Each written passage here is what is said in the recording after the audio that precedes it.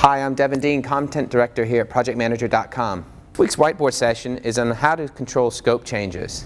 Now, there's three basic elements that you want to remember about how to control scope changes during the execution phase of your project. The first one is making sure that you know the scope.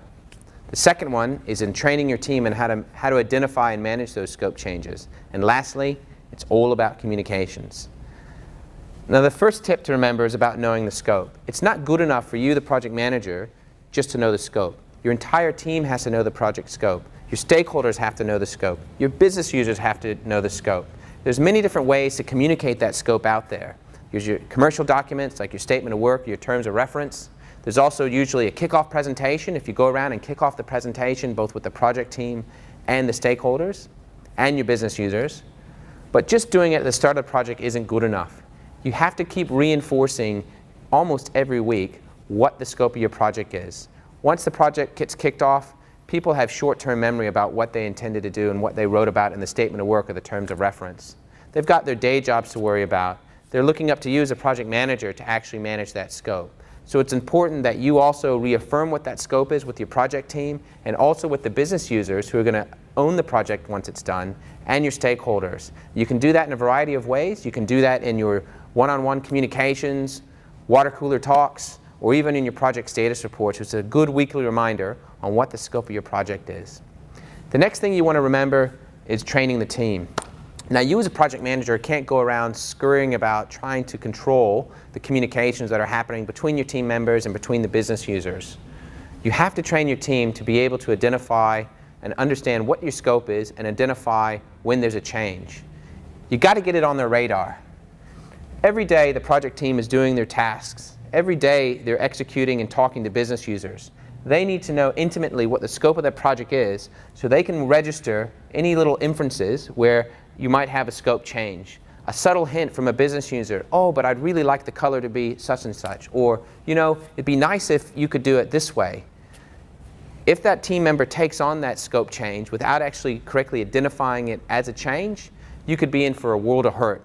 That small 5-minute job during the build phase of a project can blow out to be a full day of testing and 3 days of rework later on the line.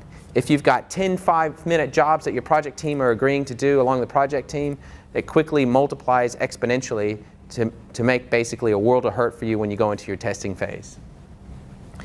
It's important for them to also be able to recognize and know where they're going in the project. They should be able to know they're going from point A to point B and from point B to point C. If a business user comes in and just asks, like I said before, a small favor, hey, can you do this for me, and redirects that project team to go to point D, you could end up going all the way off the map instead of hitting your final destination. So it's really important that you train your project team members on how to recognize potential scope changes and how to effectively manage that with the users when they're talking to them.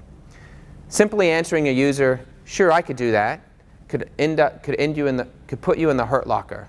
A better response from your team members would be, you know, that's a really great idea. Can I get back to you tomorrow about that topic? And then have that team member come talk to you about what the impact might be on that change. And then you as a project manager can communicate the outcome and the decision. Perhaps it needs to go to a steering committee for a decision. The big point is that it actually gets recognized and identified. Lastly, communications.